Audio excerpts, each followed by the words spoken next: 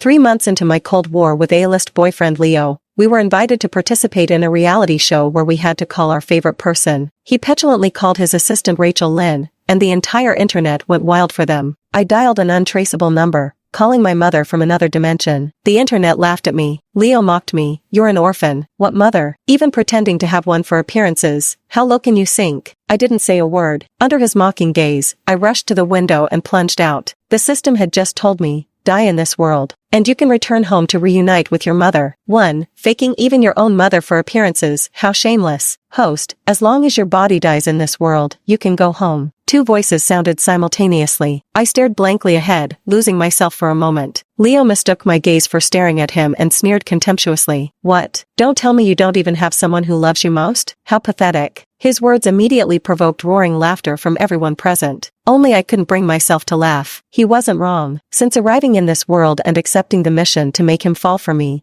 I'd spent nearly all my time dancing attendance on him. To get the job done quickly and go home to cure mom, I had no time to make friends and could only rely on him, like a frail tendril. I was even mocked online as the ultimate clingy person in history. In the years when Leo loved me most, he liked to hold me and make promises. "Ava, I'll stay with you forever. We'll never be apart." I believed it, until the first time I caught him kissing Rachel. He impatiently explained to me, but his eyes were fixed on Rachel, whose cheeks were flushed with embarrassment. "It's just a penalty for losing a game. Can't you stop being so suspicious? There's nothing between us. Don't make it sound so dirty. We had a huge fight, and then 3 months ago, I caught them again, him and Rachel, stepping out of the bathroom together, wrapped in bathrobes." I couldn't keep lying to myself anymore. He didn't even bother to explain. Instead, as if on purpose, he draped his arm around Rachel. "Fight, fight, fight, that's all you know. Why can't you be more understanding and considerate like Rachel?" In that moment, I finally realized it was time to end it. I can't continue with this task anymore. Fortunately, the system doesn't force me to complete it, and readily agreed to cancel the assignment. It even promised, just as originally pledged, to cure my mother. With that, all my worries completely vanished. Coming back to my senses, the system's voice echoed in my mind once more. "Host, your mother asked me to tell you she misses you dearly." My nose tingled with sourness as my eyes quickly reddened. Yes, there are people I love. I have a mother and I miss her, so very much. I think I want to go home. The words escaped my lips unconsciously, my voice choked with emotion. Leo froze momentarily, a fleeting shadow of pity crossing his eyes before his stubbornness resurged. "Ava Clark, your acting skills just keep getting better." I pretended not to hear and quickly walked toward the window. Amidst the panicked cries of the crowd and the sound of toppling live-streaming equipment, I leaped directly from the windowsill. "Leo, I don't want it anymore. 5 years of relationship, I don't want it anymore. I just want to go home." 2. When I woke up, the sharp scent of disinfectant filled my nostrils. For a moment, I thought I had made it back. But before I could feel relieved, a familiar voice sent a jolt through my heart. Unfortunately, I hadn't succeeded in dying. "Eva Clark, you threatened me by jumping off a building just because I called Rachel? So what if I said a few harsh words? Weren't you the one who started this fight? If you really want to die, go to a higher floor. You can't die jumping from the 3rd floor. Who are you trying to fool?" Leo's eyes were bloodshot. I stared at him in shock, words stuck in my throat, when Rachel suddenly burst through the door. Tears streamed down her trembling face. "Ava, I'm sorry. Leo only called me to make you jealous. He was just being petty. I won't show up again. I won't disturb you two anymore." With that, she threw one last tearful glance at Leo, eyes brimming with reluctant yearning. She finally turned to leave, but before she could take a few steps, Leo grabbed her wrist and pulled her back. Leo's expression darkened. "Why are you leaving when you did nothing wrong? Don't cry. I'll make Ava clear things up for you." Then he turned to me, his gaze growing icy. "Ava, because your suicide attempt was live-streamed, Rachel is now being cyberbullied by the entire internet. You need to step up and explain that she's innocent. She shouldn't suffer because of you. Because of your actions, Rachel gets called a homewrecker wherever she goes. You owe her an apology. You're in the wrong here, and I can't indulge you anymore." I almost wanted to laugh, but then I realized none of these entanglements mattered anymore. I tossed my phone to Leo, my face utterly calm. "Sure, do whatever you want to clarify. Right now, I just want to go home." The system immediately responded, "Host, very soon." I closed my eyes again and shooed them away. "Get out. All of you, get out." 3. Leo froze in surprise, then stayed. With practiced ease, he unlocked my phone and quickly posted a clarification statement. As he handed the phone back, his gaze held complex emotions. "Ava, after all these years, your lock screen is still that photo. I remained silent, glancing at the screen. It showed our beaming faces holding a cake together, radiating joy and love. A wave of disorientation hit me. Back then he wasn't an A-list superstar yet, just scrambling for bit parts and stunt work every day. Finally, my birthday arrived, and he spent all his money to buy me an exquisite and expensive cake. Ava, thank you for always being by my side. From now on, every year I'll buy you the most beautiful and expensive cake. We'll stay together forever. Later, he became famous and kept his promise. But somehow, over time, those cakes and gifts turned cold and sharp. They no longer tasted sweet on my tongue, only bitter, leaving an endless aftertaste of sorrow. I lay in the hospital for a week, thinking every day about how to die. On the day of my discharge, Leo came to pick me up. Crowds of his fans had gathered at the hospital entrance, hurling abuse at me as soon as they saw me. Ava Clark, just die. Why didn't you jump to your death already? Faking it and scheming against others. What a manipulative bitch. You dare accuse Rachel of being the other woman? Seems to me you're the real mistress here. How many industry bigwigs' beds have you climbed into? It went in one ear and out the other. After all these years, I've long grown accustomed to such insults. Leo thinks I'm thick-skinned, good-tempered, with remarkable patience. Not just once has he praised my broad-mindedness, but in truth, I'm simply numb to the pain, so hurt I no longer show it. Finally shaking off the fans, Leo's car pulled up right in front of me. The passenger window rolled down, revealing Rachel's slightly flushed cheeks. Ava, hurry up and get in. Your anti-fans will be here any minute. Better not let them catch us all together and make headlines again, she laughed. Sticking out her tongue playfully, she grinned like a cat that got the cream. Leo wasn't the least bit angry as he smiled at Rachel, his eyes brimming with unconscious tenderness. The passenger seat that was once exclusively mine had changed its style, now adorned with small cosmetics, a vanity mirror, along with Rachel's favorite floppy-eared bunny plushie and snacks. All these were things Leo never allowed me to bring into the car, claiming they'd dirty the interior and risk being photographed by paparazzi, causing misunderstandings. But now that I think about it, it all comes down to whether he loved me or not. But it didn't matter. I took 2 steps back, hailed a taxi, and returned to my rented apartment. 4. I liquidated most of my assets and donated them to a children's charity foundation. Just as I was ready to slip my wrists with the porcelain shard, the doorbell rang. Leo stood outside the door with an unpleasant expression, followed by Rachel, whose eyes were slightly red. Ava Clark, must you throw a tantrum with me? I really don't understand what your problem is now. As he spoke, he let out a sigh and stared at me with a heavy gaze. Seeming somewhat helpless, he added, never mind. It's your birthday today, so I won't argue with you. I bought you a cake and came specially to celebrate with you. Rachel's face flushed slightly as she stammered out a happy birthday to me. Yet my gaze lingered on the necklace around her neck. Rachel touched it with a sweet smile. Leo gave it to me. I liked it the moment I saw it. He said it was just a little trinket and gave it to me. Leo nodded in agreement before heading into the room and sitting down by himself. It's already old, just sitting around. If Rachel likes it, let her have it. I don't like it anyway. I stiffened slightly, frozen for a moment. This necklace was a matching set Leo and I bought when we first got together. Over $200, not terribly expensive, but he'd treasured it especially then. I'll keep it safe forever. It's proof of our love, with special meaning. If I ever lose it, you can punish me by never letting me see you again, okay? Every year on his birthday, he loved wearing that necklace with me. Starting last year, he stopped wearing it. I didn't ask why. I just never expected to see it dangling from Rachel's neck. When Leo opened the cake box, he froze momentarily, panic flashing through his eyes. I stopped his hand from covering it and saw those 4 words, Happy Wedding. Leo and Rachel, Happy Wedding. It must be their mistake. Ava, you're not angry, right? It's just a cake. We can scrape these words off. It'll be the same. Rachel turned slightly pale, but in a place Leo couldn't see. Her eyes were full of defiance. Ava, I'm sorry. I messed up. It's my fault for not double-checking with the baker. I swear I didn't mean it. She was crying violently, and the guilt on Leo's face faded as he tenderly wiped her tears away, whispering sweet words to comfort her. Seeing that I remained silent, his expression darkened. Ava, Rachel is crying. How can you be so indifferent? It's just a cake. At worst, I'll make it up to you with another one. Can't you stop being petty? Besides, wasn't it your reckless jumping that got Rachel cyberbullied in the first place? She's already emotionally fragile, and she went out of her way to celebrate your birthday. Why do you insist on opposing her? Exhausted, I rubbed my temples, my heart utterly unmoved. Leo was right after all. Just a cake, so what if it's flawed? But is it just the cake that's flawed? Leo, let's break up. Leo froze in place, staring at me in disbelief. I didn't wait for his response, my face deathly pale as I spoke in a weak voice. I'm going home, and we'll never see each other again. I wish you two a happy union for 100 years. With a loud clang, Leo accidentally knocked over the water glass, standing frozen in place. As if searching for proof that I was lying, he finally spoke hoarsely after a long pause. Home? Where else can you go besides my house? You don't even have a home. Eva Clark, could you stop making a scene? With no parents, where could you possibly go? If you don't want to apologize, just say so. I won't force you to apologize,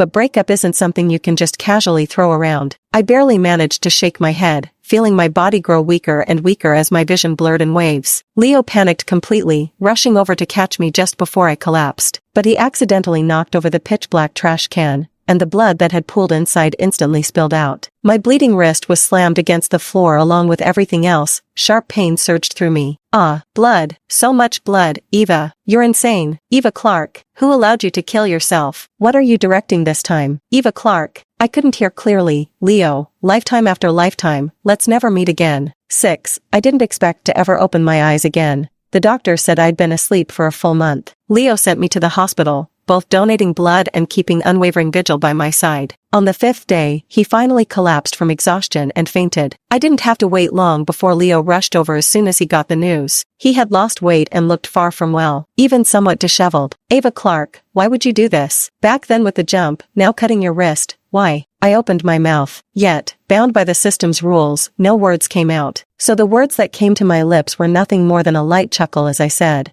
I just felt like dying, that's all. No, I want to leave him, leave this world, I want to go home. Leo's eyes turned red as he clutched my hand tightly. No, I won't allow it. Eva Clark, are you really going to abandon me? Have you forgotten your promise to stay with me forever? How could you lie to me? I forced a bitter smile and pulled my hand back. I also said that if you ever cheated, I'd leave without hesitation. Leo froze instantly, his lips trembling as he stood speechless for a long moment. I stopped speaking to him, refusing to meet his eyes or acknowledge him any further. All sharp objects in the hospital room had been removed, and even the windows were fitted with protective bars. I could only watch the snow falling heavier outside through tiny gaps. System, what is my mother doing? Shoveling snow in the yard. Your father says he'll build you the most beautiful snowman. Host, would you like to call them? I nodded. For the first time in ages, I heard my parents' voices through the phone. When I hung up the phone, I noticed Leo standing in the room, though I had no idea how long he'd been there. His expression wasn't pleasant. Eva, who were you calling? Mom and Dad? But you're supposed to be an orphan. After all these years I've spent searching for you. Turns out you had parents all along. I didn't want to speak. Leo wasn't angry though. He just took my phone and immediately redialed the number, but it turned out to be disconnected. His face grew even more complicated with concern as he reached to touch my cheek, but I dodged his hand. Ava, shall I call a doctor to examine you? I remained silent until he brought in a psychiatrist. I finally reacted. Aside from some lingering weakness, Miss Clark has no significant issues. Throughout the doctor's departure, Leo kept watching me with inscrutable eyes. I don't know what she's thinking, but to me, none of it matters. Ava, please don't leave me. I slept for a long time. When I woke up, my hands and feet were bound, carelessly dumped in a corner of an abandoned warehouse. Rachel was with me. Unlike me, she showed no panic. Seeing me awake, she stared back with a venomous grin. Ava Clark, take a guess. If we've been kidnapped at the same time, who do you think Leo will save? Oh, you don't know yet, do you? I'm pregnant with Leo's child. He promised to take responsibility, to marry me. I didn't say a word. Rachel's face twisted momentarily before she stood up and slapped me hard across the face,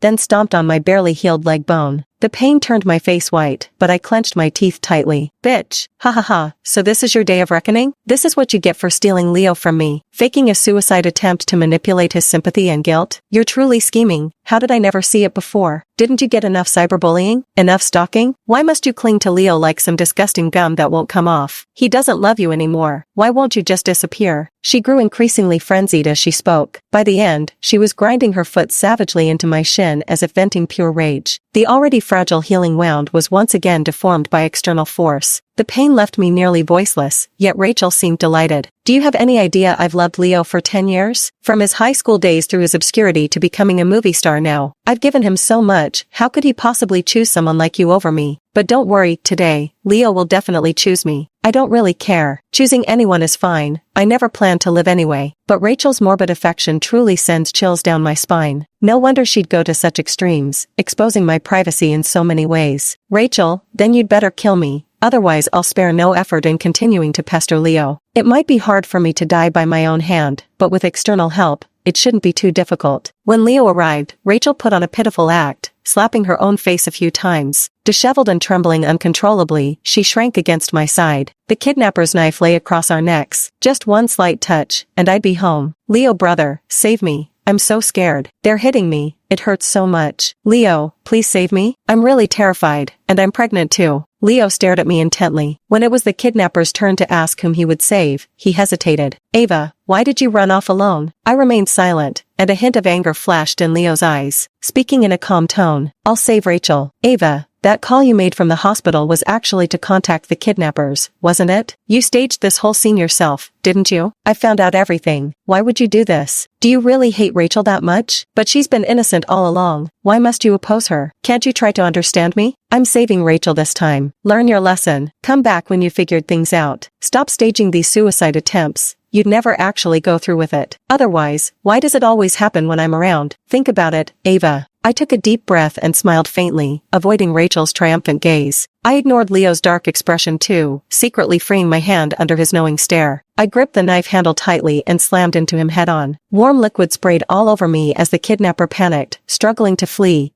only to be caught red-handed by the police. Before losing consciousness, I saw the terror in Leo's gaze. Two voices rang out simultaneously. Ava, congratulations, host. Successful return to the original world. 8. I slept for 3 days. When I woke up, I saw tears streaking my parents' faces. Ava, you're finally back. I missed you so much, dear. Just being home is enough. Just being home is enough. Dad will make your favorite roast beef. You've gotten so thin. Looking at my familiar parents, my eyes grew hot with emotion. It took me a long while to finally stop crying. On my 3rd day home, Dad ordered a cake for me while Mom prepared a whole table of dishes. My family gathered around me, watching expectantly as I made my birthday wish. Different from before, this time I wished for my parents' safety and my family's good health. During the last snowfall in the city, Dad built me a plump white snowman just like when I was little. The long-absent system suddenly spoke up again. Host, Leo Vance wishes to see you. I fell silent. After returning home for several months, I had almost forgotten the unpleasantness that occurred in that world. What would happen if we never meet again? He is inherently one of the core figures of that world, possessing the potential to break through dimensional barriers. However, if the host truly refuses, the Bureau will handle it. The Bureau is quite humane. It also ensures the rights and welfare of its agents. Thus, even though I abandoned my mission,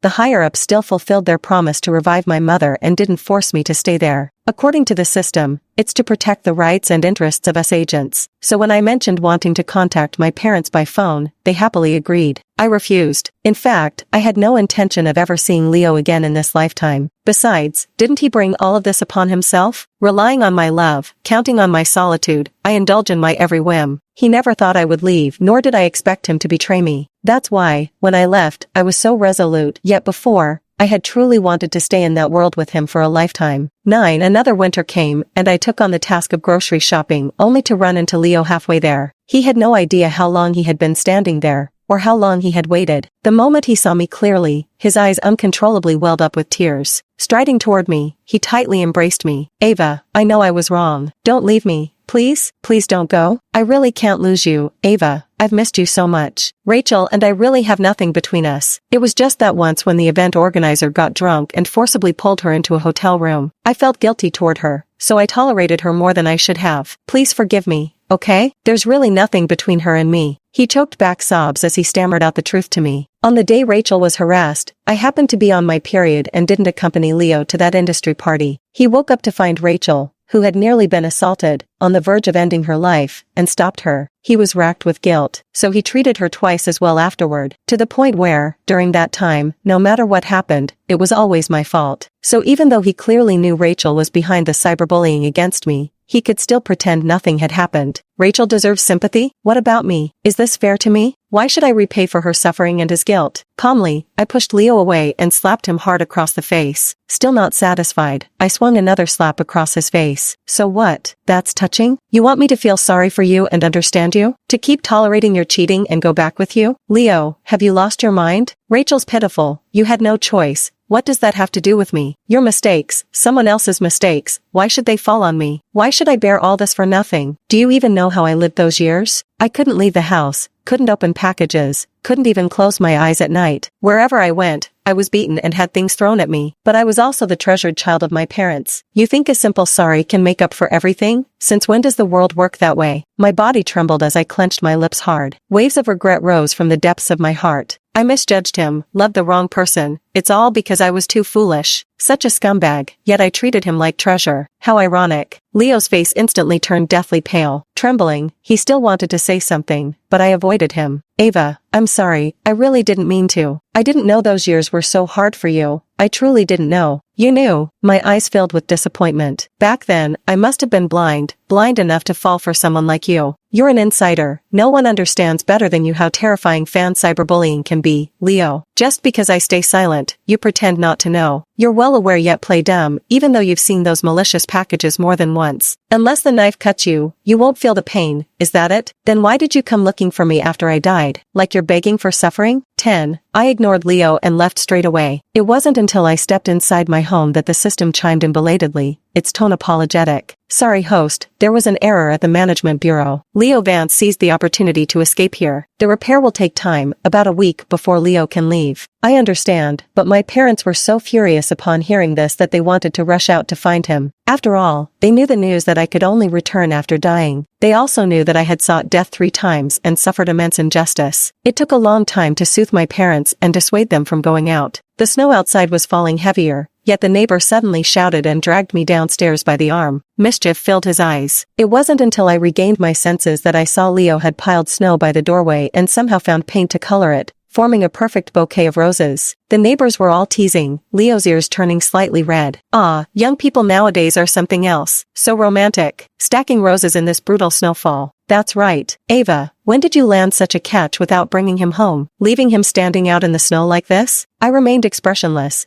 The neighbor, sensing something was wrong, gradually lowered their voice. Leo's face turned red, and he stammered as he looked at me. Ava, please forgive me. Okay? I've already explained everything to you. Give me another chance, please? Come home with me, alright? Let's not fight anymore, okay? After we go back, I'll send Rachel away. No one will come between us again. It's been 5 years, we should get married. From now on, let's never be apart again, okay? I still didn't speak, staring coldly at Leo as I took a few steps forward and slapped him hard across the face. The surroundings instantly fell silent. Surprisingly, Leo didn't get angry. Instead, he turned to face me with a smile, tears glistening in his eyes. Hit me however you want if it makes you feel better. Just don't leave me, okay? Ava, I can't lose you. I love you so much. After he finished speaking, I slapped him again. Some people around tried to intervene, but I pretended not to hear. Leo, have you had enough of pretending? His face turned pale. Did you think about today when you cheated? When you defended Rachel, did you think this would happen? Am I that pathetic? Should I forgive you just because you beg? How old are you? Can't you see clearly and understand? I don't like you anymore, nor will I be with you. I loathe you, think you're filthy and disgusting. Do you get it now? I took 2 steps forward, closing the distance between us. Then, looking into his broken and despairing eyes, I spoke with icy detachment. I attempted suicide 3 times just to escape you, Leo. You're the fool who never grasped my meaning. 11. I turned and went upstairs, with the neighbor apologizing to me as well. Leo, who moments ago had been praised as the perfect boyfriend, was now being torn apart by accusations. A basin of water came pouring down from somewhere upstairs, thoroughly drenching Leo. It froze him until he turned deathly pale and swayed unsteadily, yet I felt no pity in my heart. Being doused with ice water in winter, I had experienced it in that world too. More despairing than him, more agonized than him. Yet I still forced myself to go home and change clothes, pretending nothing had happened so he wouldn't worry. The boomerang had finally come back to hit him. For 2 whole days, I didn't leave the house, nor did I see Leo again. On the 3rd day, it was my birthday once more. Dad bought me a cake early in the morning, and Mom got flowers. We decided to go out for a meal. But I never expected to run into Leo at the restaurant. He was dressed in a waiter's uniform, his fingers curled nervously. When he saw me, a flicker of light flashed in his eyes, but it dimmed the moment he noticed my parents. Ava, are you here for dinner? I remained silent, and so did my parents. Over these past 3 days, they had already learned what Leo looked like. All they could do was refrain from retaliating. Anything more was beyond their reach. Leo didn't seem bothered either,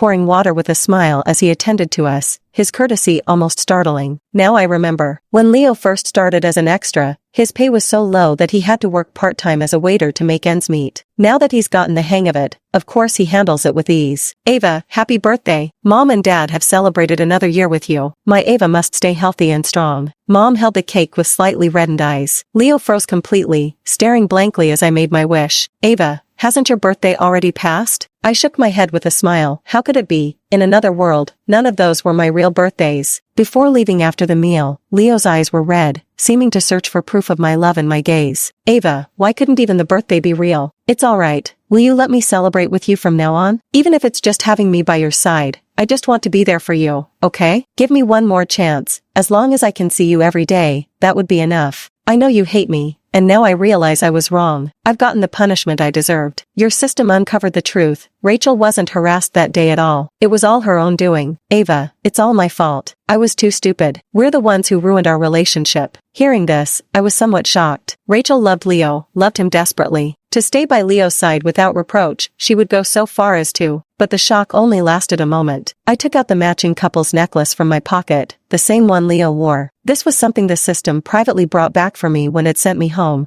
thinking I treasured this necklace dearly. But not anymore. Leo probably recognized it and remembered what happened to his own. His face grew increasingly pale, as if he might faint at any moment. Ava, I'm sorry. I'm so sorry, Ava. It's all my fault. Please forgive me, won't you? I beg you, give me one more chance, please? We clearly love each other so much. Let's not break up, okay? I really don't want to be apart from you. I'll find the necklace. Please don't leave me, okay? I shook my head and threw the necklace into the fountain beside us. Leo, let's not see each other anymore. That night, the hospital called. They said Leo had developed a high fever after diving into the fountain to search for the necklace all afternoon, repeatedly calling out my name. When I arrived, he hadn't woken up yet, lying fragile on the hospital bed and muttering deliriously. After paying the bill, I sat by the window, watching the heavy snow falling outside. I didn't understand Leo's decision to jump in after the necklace. Even less did I comprehend why he called my name in his delirium, doing nothing but adding to my troubles. When you had my love, you didn't treasure it. Now that I don't love you, you regret it. Isn't this just sheer foolishness? But, I glanced down at the time. It was almost midnight. The system said after midnight, I could send Leo back. At 20 minutes to 12, Leo woke up. Seeing me in the room, a glimmer of light rose in his eyes, his brows, and the corners of his mouth carrying a smile that was impossible to ignore. Ava, you're here. I knew you couldn't bear it. You still love me, don't you? I beg you, give me one more chance, please? Just one last chance. I promise I'll love you properly and won't get entangled with anyone else again. Ava, we've been through so many years together. I truly can't forget, and I don't believe you could move on from me so quickly either. Don't give up on me, okay? I really can't lose you. That day when you collapsed covered in blood, no matter how hard I tried to stop the bleeding,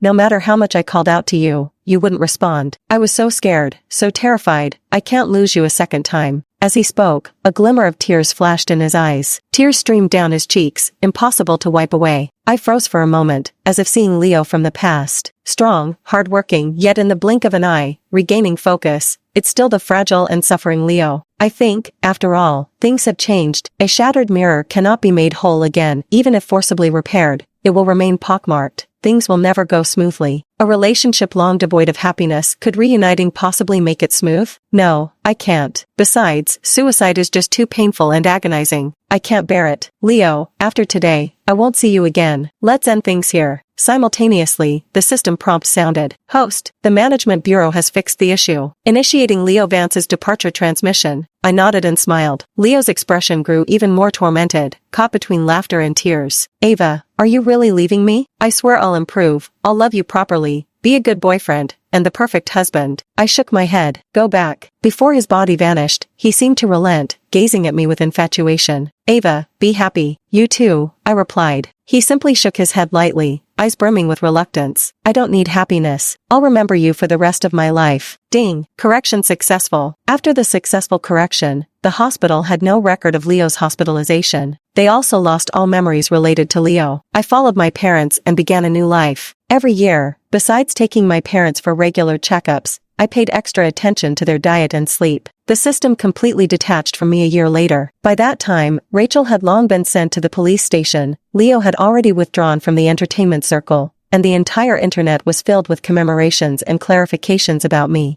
Day after day of glorification, I became the one to be pitted in that world. Pretty funny, the system sighed with emotion before departing. Having witnessed so many worlds, I've seen too many broken mirrors mended. You're the first who didn't soften and reconcile with Leo. I nearly laughed. And what became of those who reconciled? The system fell silent. It took a long time before it spoke again, there will never be an ending. Unhappy marriage, unfortunate children, middle and old age might be comfortable, but there's little happiness to speak of. Yes, there are no endings between people. Perhaps one day I'll grow old and look back on the past, remembering Leo. Perhaps one day I'll regret what I've done today, but fortunately, I don't regret it today. When the system left, it left Leo and me with one parting message. Will we meet again in our next life? I remained silent, unable to provide an answer, but if you ask me, I wouldn't want that. After life returned to normal, I followed the daily routines, becoming just an ordinary person among the masses. When I turned 30, my parents began worrying about my marriage. After my persistent efforts to stop and persuade them, they decided to drop the matter. A fall into the pit, a gain in your wit. After all, I've suffered for so long, no reason to keep suffering. With my parents approving my decision to stay unmarried, I began traveling everywhere. I saw the world. At 40, I met someone. The end.